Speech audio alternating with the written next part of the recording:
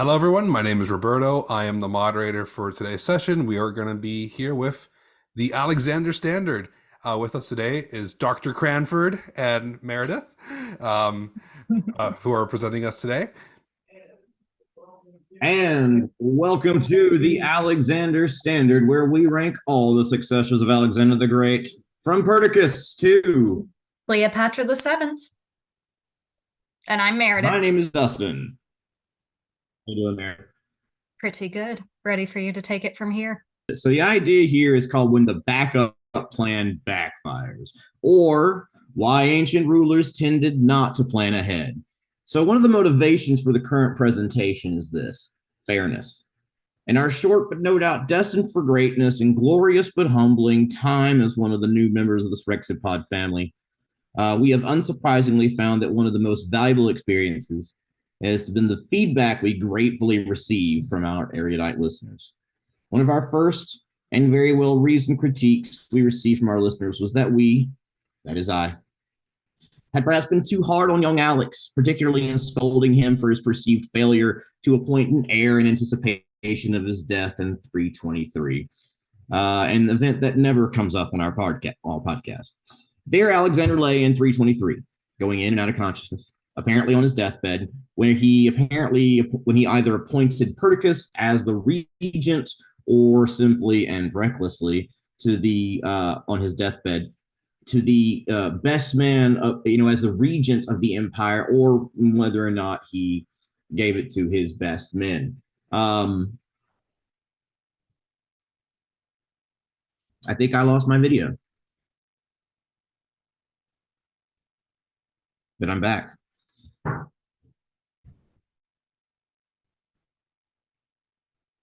Yeah, so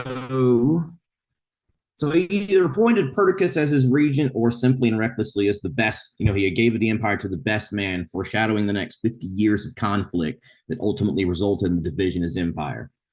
So for this paper, I'm indulging the question, have we been too hard on Alex for not appointing a clear successor? In fact, it might be the case that we should be a bit more forgiving of Alex. And there is ample evidence that appointing a successor was an extremely delicate procedure for any monarch. In fact, the continuous internecine conflict that plagued the Hellenistic world may serve as proof and indeed validation of Alexander's hesitance to delay in appointing a successor. And so in order to demonstrate this, I'm going to take us on a wacky tour of the Hellenistic world, starting with the subject matter already covered from our humble podcast, but also looking into the subject matter that is both upcoming for us and already covered by our Rexy siblings. Indeed, naming a successor was a delicate matter in the ancient world for any monarch, justifying a bit of procrastination. So what follows then is going to be a quick survey, mostly for the purpose of time, but I'm going to be happy to expand on the examples I list in the Q&A period or after. And lastly, I'm going to try to conclude with some happy examples of when succession was done correctly, but also notes on why it was so difficult to pull it off. The answer ultimately is that monarchy is a fragile system. Succession is perhaps the greatest threat to that fragility. So let's start with Daddy Dearest, Philip II, somewhere around here. Well, there he is. After the tumultuous reign of his brothers, his young nephew, Amyntas IV, the fresh king, was appointed as king. But babies don't need jobs, as Queen's podcast has stated. And Philip and the Macedonian army agreed, and they deposed little Amyntas, the fresh king, and sent him on permanent vacation, only to be killed later by Alexander the Great himself. But speaking of Alexander, although Philip had a long and successful reign, he too was assassinated a year before Amyntas by means of stabby. So although we can't prove it, Alexander and his mom Olympias, #feminism, were suspected as being involved in this stabby. Well, as we know, Alexander lived life to the fullest and accomplished most of his life goals. That is, he conquered the Persians and he was declared the son of Zeus, etc. But for a long time, he refused to name an heir. There were candidates, of course. Alexander's half-brother, Aridaeus, was with him the whole time, though he was never considered a legitimate contender, which is ironic, since he did become the next co-king. There was also the possible existence of the illegitimate son by Barcina, little Heracles. And of course, though we couldn't know it, his wife Roxanne was carrying their son and future co-king of the empire, Alexander IV. Unfortunately, no plans existed. The succession was shaky then, and so was the empire's result. Perdiccas didn't last long. Perdiccas didn't last long. He, for stabby reasons, nor did old man Antipater for natural reasons. The problem of succession reared its ugly head again when, on his deathbed, old man Antipater chose as his successor the most mediocre man, Polyperchon, instead of his own son, Cassander. Diodorus Siculus, one of our primary historians, says that Cassander regarded it as outrageous that someone not related by blood should succeed the command of his father, and this while there was a son who was capable of directing public affairs and who had already given proof of his ability and courage. And I'm sure you see where I'm going here. Heard it 1,000 times on all our episodes because it keeps coming up. Cassander rebelled, and his rebellion is known as the Second War, or his rebellion also set off the Second War of the Diadochoi from 319 to 317, one which actually led to the deaths of both reigning kings, co-kings, Aridaeus in 316 and eventually baby Alex in 310. Alas, even poor Polyperchon was betrayed by his own son, Alexander, whom we have dubbed on our show as Shifty Alex, who switched to join sides with Cassander in 315. Now, moving on past the current point of our podcast, in other words, giving you a sneak peek at upcoming episodes, not even Cassander could escape the doomed succession fate that plagued the Macedonian kingdom. After the premature death of his son and successor, Philip IV, in 297, his younger progeny, Alex V and Antipater I, I have no idea why it's Antipater I, quibbled over the throne to the point where they both appealed for help from outside kings and were both deposed and killed by their previous benefactors. Alex V was killed by Demetrius I in 294. His brother Antipater I sought refuge at the court of Lysimachus, that handsome gentleman looking up at the name, in 287. And as a side note, maybe we shouldn't feel bad for Cassander since it's his fault for giving his sons confusing names, right, Meredith? Yeah. So now let's turn to Lysimachus himself. We haven't got a chance to cover him a lot in our podcast, but he's coming up. He's the king of Thrace, or modern-day Bulgaria, and for a short time, he even took Macedon. So everything was going great for him, and he had his succession set up for his son, a guy named Agathocles. But when Lysimachus heard the false rumor that Agathocles was plotting a rebellion in 284, he overreacted and executed Agathocles, saying he was going to plot a rebellion. Well, who spread that rumor? Well, it was supposedly Lysimachus' own wife, Arsinoe. You see, Agathocles was Lysimachus' son from a previous marriage to Nicaea, old man Antipater's daughter. And Arsinoe wanted to secure the throne for her own kids with Lysimachus. This sparked the invasion of Seleucus I, everybody's favorite ruler, at least mine. I think Roberto doesn't like him too much. That's the joke. In 281, who was the recent conqueror of about 80% of Alex's old empire, and who now promptly defeated Lysimachus and conquered the entire kingdom of Thrace. But don't worry about Arsinoe, Meredith. She got away. She went to Egypt. She married her brother, became queen there. So That's the dream. It is. But I digress. Let's look a little bit longer at Macedon. Ptolemy Karaunos, the Thunderbolt. He was there the whole time. He was the one who helped his half-sister Arsinoe engineer the death of Agathocles, the son of Lysimachus. And then, when Seleucus defeated Lysimachus, this is something I've been actually wanting to surprise you with, Meredith. I had a whole thing planned for the episode, but I have to go ahead and tell you. Guess who assassinated Seleucus? Ptolemy Karaunos. And who was Ptolemy Karaunos? Well, he was the son and the former heir of Ptolemy Soter, the king of Egypt. You see, Ptolemy had dispossessed Karaunos in favor of a younger son and may have condemned him to death.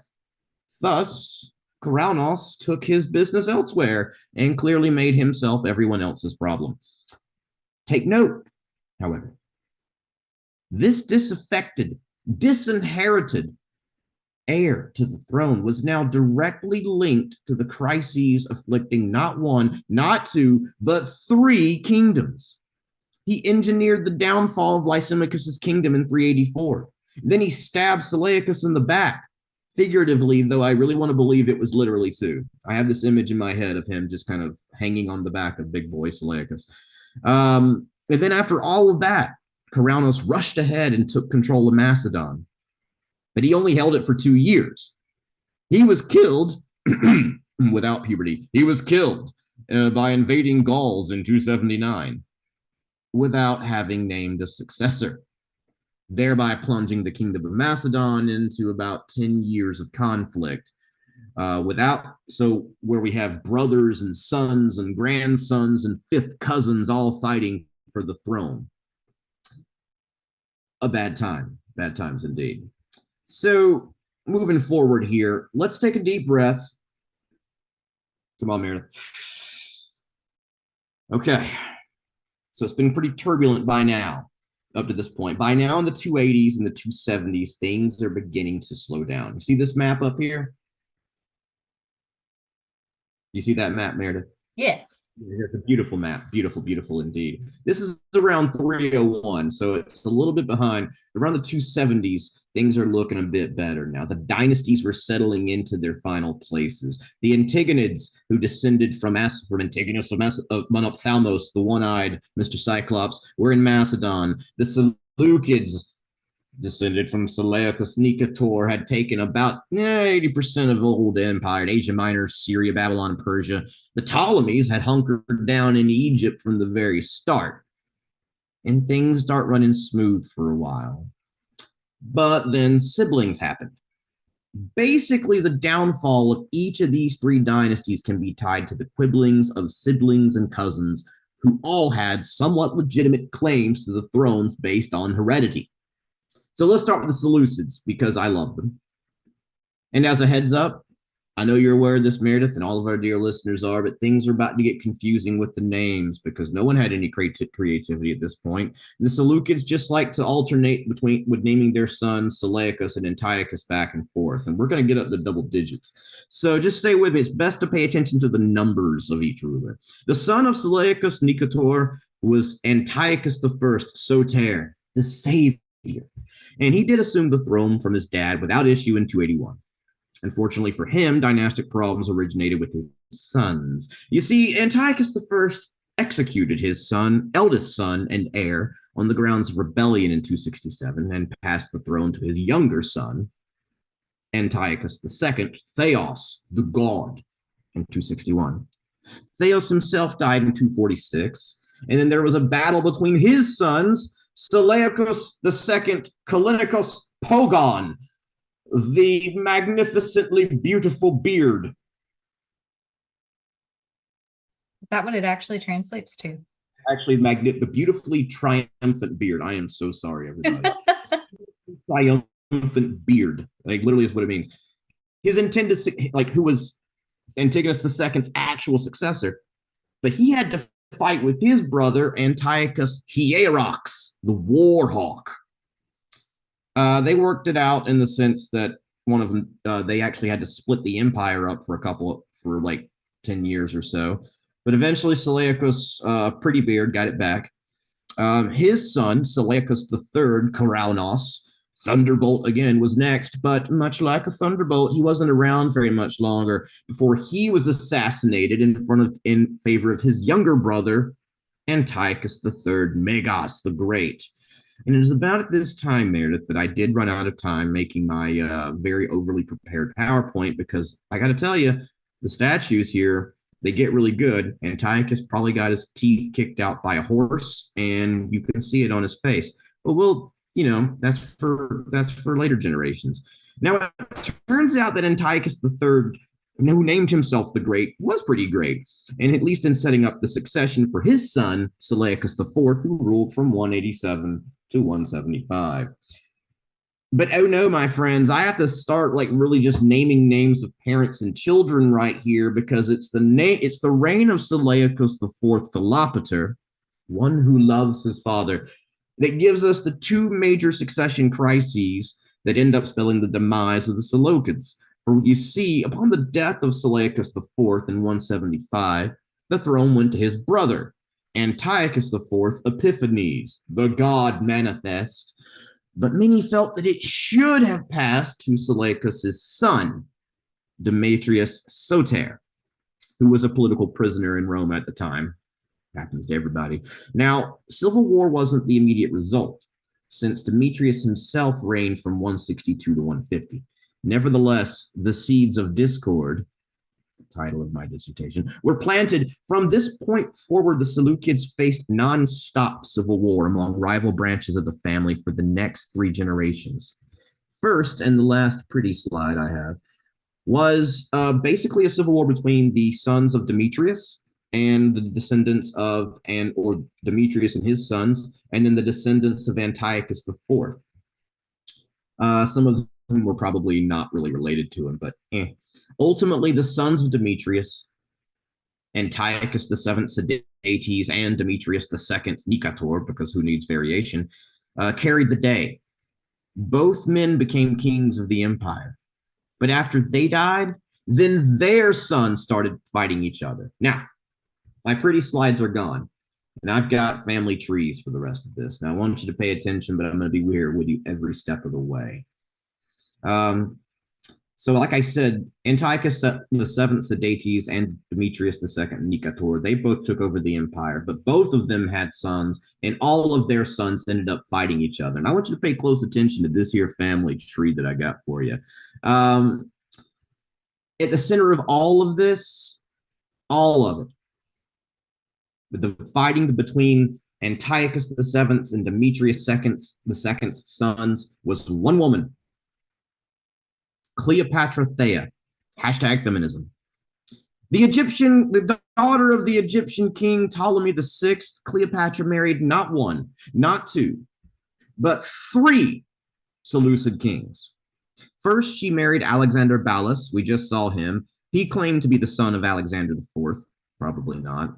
She married him in 150. Then she married his rival, Demetrius II, in 147. But when Demetrius was captured by the Parthians in 139, she decided to marry his brother, Antiochus VII Sidetes. Ultimately, from all 3 marriages, she gave birth to not 1, not 2, not 3, but 4 children, all of who became Seleucid kings.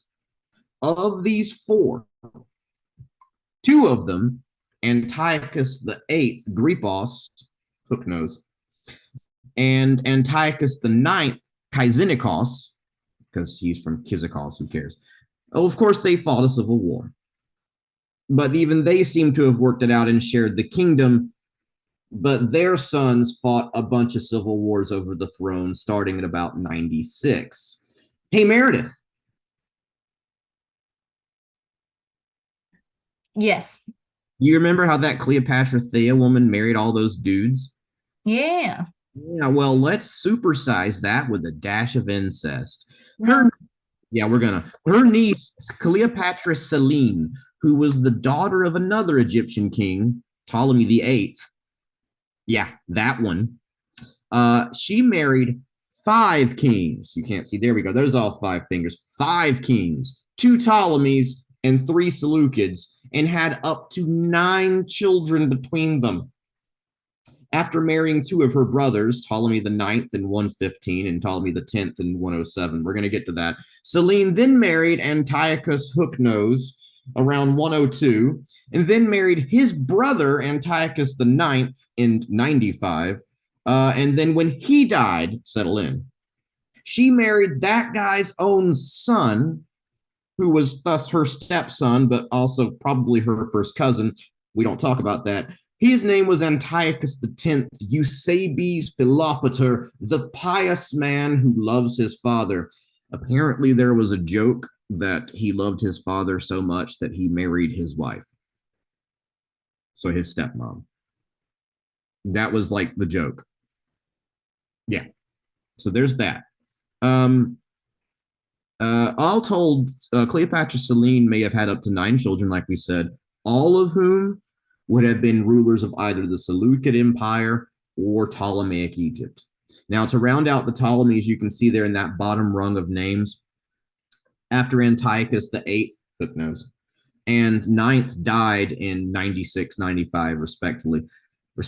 Their descendants, around 8 or 9 of them, they all continuously fought over what was left of the Seleucid Empire, which was basically modern day Syria at this point, for the next 30 years until Pompey came along in 63, said enough of that, and annexed Syria as a province, extinguishing the line of Seleucus. But remember, all of this can be traced back to the death of Seleucus IV in 175 and the animosity created by the disputed successions of his brother, Antiochus IV, and of his son, Demetrius I. But we've mentioned Egypt a few times, so let's go back in time and look over there for a minute. And I hope you enjoyed this very complex family tree, because sadly, the family tree of the Ptolemies is going to get depressingly simple, or disgustingly simple. Here we go. Ever since Ptolemy Soter hunkered down like a hairy dog in Egypt in 323, we're at 15 minutes. Sounds great. That's actually kind of right on time, I think. Ever since Ptolemy I Soter hunkered down in Egypt in 323, the situation was actually kind of stable. The one hiccup was Ptolemy Karanos, the thunderbolt, but thank you, Ptolemy, for jettisoning that danger and making it the rest of the world's problem. He had gotten rid of Karanos in favor of his second son, Ptolemy II Philadelphos, who is the guy. His name means the guy who loves his siblings, and that's disgusting because he married his sister.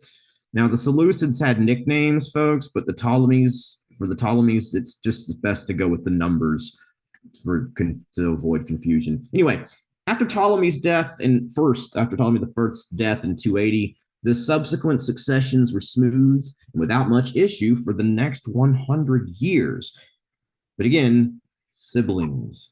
Around 170, power was being shared by 3 siblings: Ptolemy VI, Philometor, who loves his mother; Cleopatra II, Philometor Sotera, she who loves her mother and is the savior; and their baby brother, Ptolemy VIII, Euergetes Tryphon, the benefactor, the opulent, perhaps better known as Ptolemy Physcon, the sausage.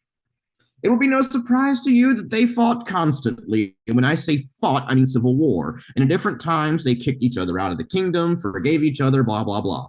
Well, eventually, Ptolemy VI died, leaving only his siblings, Ptolemy Sausage and Cleopatra, in control of the kingdom, who disgustingly got married. Even more disgustingly, Sausage Boy then married his sister's and his brother's daughter, Cleopatra III. Back to her in a minute. Unsurprisingly, Ptolemy's sausage, egg, and cheese croissant and Cleopatra kept fighting each other for power and eventually split up. You're really going to hear me make a croissant joke and you're not going to laugh? Okay. They kept fighting and eventually they split up. I'm too disgusted to laugh. Yeah. The Egyptian people hated sausage patty so much that they kicked him out of Egypt to the island of Cyprus. And they left Cleopatra II in charge of Egypt at Alexandria. #feminism. The only thing to make this worse would be if children were involved. Well, they had a son named Memphites, because he was born in Memphis, who was the prospective heir. Naturally, they both started competing for his allegiance. Eventually, Memphites went to Daddy Dearest's side around 130, but even so, Ptolemy Sausage Biscuit ended up killing Memphites, his own son, then dismembered his body, cut him up into pieces, and sent him back to his mother, Cleopatra II, which arrived on her birthday. Indeed, Meredith, divorce tears the children apart. Sometimes, literally. Literally, yeah. But time heals all wounds, Meredith, and The two people, Cleopatra II and Ptolemy VIII, actually reconciled in 124. Yet the death knell of the kingdom actually came from the disgusting progeny of Sausage Boy and Cleopatra III. The two of them had 5 children: Ptolemy IX, Soter; Ptolemy X, Alexander; Cleopatra IV, Tryphina, who is dainty, and Cleopatra Selene, who basically married everybody, as we've already seen. Just like her mom, Cleopatra III was the co-regent of Egypt, #feminism, during the reign of both of her sons.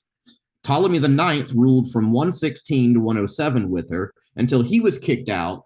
Then Ptolemy X stepped in from 107 to 88, but he was kicked out, and Ptolemy IX came back in 188 and ruled with his mom until 81. Now, suffice to say, the Ptolemaic family tree really hasn't ever branched out, but at this point, it starts looping around the tree trunk like a bunch of snakes. All 4 siblings, Cleopatra Selene, Cleopatra IV, Ptolemy IX, Ptolemy X, had a whole mess of kids with each other. And they all kept killing everybody. Around the year 80, at one point, there was no king or queen in Egypt. And the people of Alexandria actually asked the Romans to send one of Ptolemy IX's bastard sons, Ptolemy XII, Auletes, the flute player, to come be their king. With his wife, Cleopatra V, who was simultaneously his first and second cousin, he had about 5 to 6 children. Cleopatra VI, who may not have existed, Berenica IV, Ptolemy XIII, Ptolemy XIV, Arsinoe IV, and Cleopatra VII, our girl. Well, let's see. Auletes himself got briefly kicked out of Egypt. Minutes. How many? 10? 10. I got 10 minutes. Mm-hmm. Oh, 10 minutes left of the speech? Of our session. Oh, that's fun. Yeah. So, yeah, and when he came back in 55, he killed one of his daughters, Berenica. He left, and when he died in 51, he left the throne to his 4 remaining children, who were all killed by Cleopatra VII. She either assassinated them or got them defeated. She was left in charge. The kingdom was left only to her, which she ruled alternatively by her side, alongside her son, or Julius Caesar, or Mark Antony. Oh, and by the way, her son was the son of Julius Caesar, and his name was Caesarion, which literally means Little Caesar. Pizza, pizza. So just like the Seleucids, it was ill-planned succession, but with a touch of incest that did in the Ptolemies. Octavian fixed that issue by conquering Egypt and either marrying off or making Cleopatra's other kids disappear. Now, the one thing I've left out are the Antigonids, the people who took over Macedon. Now, here's one of the most successful examples, and I'm going to go fast over this. This is an example of succession done right. We saw in our last episode, Meredith, like Antigonus loved his son Demetrius to the point that Demetrius walked in armed with spears, went up to his dad and kissed him, and Antigonus looked at his ambassadors and said, "Do you see this trust I have with my son? That is a sign of the strength of this kingdom." Plutarch goes on to point out that it was only the Antigonid dynasty that was stable enough, that sons weren't killing their brothers and that fathers weren't killing their sons, or even the sons killing their mothers. And they had this uncharacteristic stability in terms of succession. But the thing is, it may be because dumb luck. The Antagonists didn't have the whole mess of kids that the Seleucids and the Ptolemies had, with the exception of one of the last kings, Philip V, who died in 179. The Antagonists really didn't have multiple heirs to contend to the throne, because as soon as that did happen with Philip V, a succession crisis did break out with his sons, Demetrius and Perseus, which resulted in Demetrius being killed. Perseus takes the throne in 179, and he's the one that actually gets involved in the Third Macedonian War with Rome, which results in the actual dissolution of the kingdom. So the lesson is here: plan early. But the thing is, you can only do that with the luxury of time. You don't know when you're going to go. A lot of the other instances we saw were last minute decisions or no decisions at all. So on one hand, then the deathbed successions aren't a good idea. We can maybe let Alexander off the hook a little bit, but on the other hand, planning for a successor at all, not planning is an oversight. And people were indeed telling Alex to get himself a wife early on. The answer I actually propose is the problem is monarchy itself.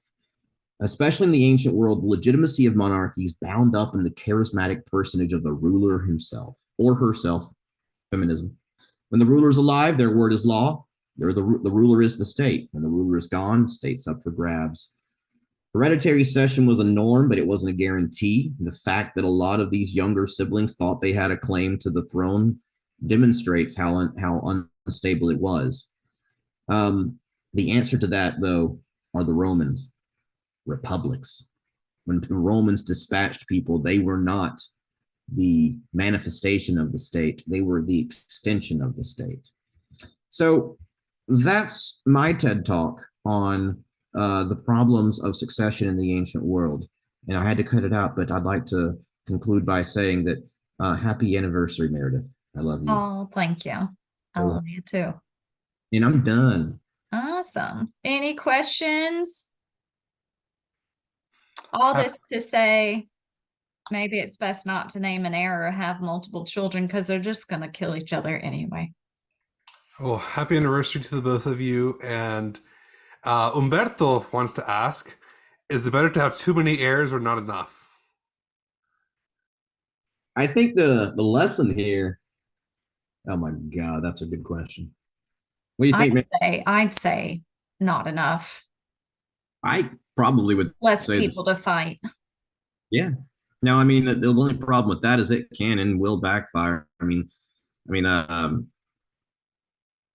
Yeah, but I still say when you look at the example of the Seleucids, man, like when you have all these people grasping for straws, I mean, at one point you have 6 kings fighting for the empire. I had to cut this out of the speech ultimately, but there's a historian that I read a long time. There was a book I read a long time ago. It was a new history of the Seleucids, and the authors argued that the problem was that these Hellenistic rulers treated the kingdoms like personal possessions. And when you have multiple people who each believe that they have a claim to that throne as a personal possession, they're going to rip it apart.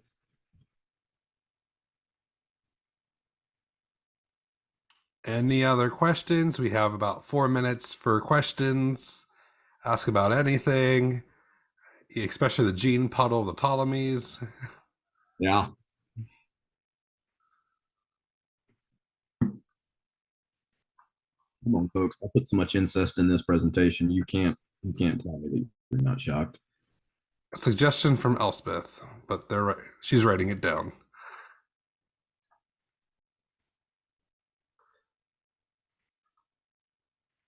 Ad for podcast for dating service for the Ptolemies. Yes, I believe that is on the short list. It kind of is. Yeah, it's hard to walk that line of incest being funny and not sad. Yeah, we don't ever want to come out pro incest. No. I think we're walking the line well, but you know. Okay. Eleanor is asking, how are you going to handle it when you have to cover the Seleucids and Ptolemies? Will you do one dynasty at a time, or you keep to whoever died first rule? The idea is actually, Meredith, you're going to explain this a lot better because you always manage to do it. Oh, sure. I mean, like right now, the idea is that we're going in chronological order of deaths up to 281 just because so many of these people overlap. But then to the best we can, after that, we're going to try and do like Antigonids, Seleucids, Ptolemies. I mean, and obviously there's going to be overlap and reference to each other. I think it's, I think Totalis Rankium's second season with the Byzantine emperors will be a good role model in the sense that you do have several overlapping characters, and to the extent we can, we'll try and keep back certain details for just those characters. But I know we have been looking at the spreadsheet of the Ptolemies and trying to decide, like, you know, kind of like William and Mary with the Rex Factor, which of these are going to be joint episodes. I mean, technically we're saying we're going to Cleopatra the seventh, but at various points her son Caesarion was her co-king. Does he get ranked? Does he just get absorbed? So I think it will be a bit of learning as we go as well. I mean, it's definitely going to be difficult when we're like looking at the civil wars and stuff, but I think what's going to happen is it's going to be very much more. It's going to be much simpler for a long time when we get into the early parts of these dynasties.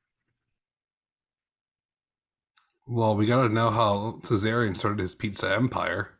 So, well, the idea is that he was never killed by Octavian, but he ran around the world, the four corners of the world, learning all of the culinary secrets of everyone, which eventually allowed him to discover the magic tomato in the New World. And that gave him immortality, and he therefore resided in Idaho and founded his first pizza empire. And it is 5:25, so everyone, thank you so much for participating and the great questions. You know, Dustin and Meredith, it's always a pleasure seeing you guys. Thank you for the awesome presentation. Yeah, so we have the final keynote speaker and an after party. So if you want to hang out with Dustin and Meredith afterwards, you'll invite them at the after party. And once again, happy anniversary. You guys are awesome. Thank you. Thank you. Bye-bye. Bye.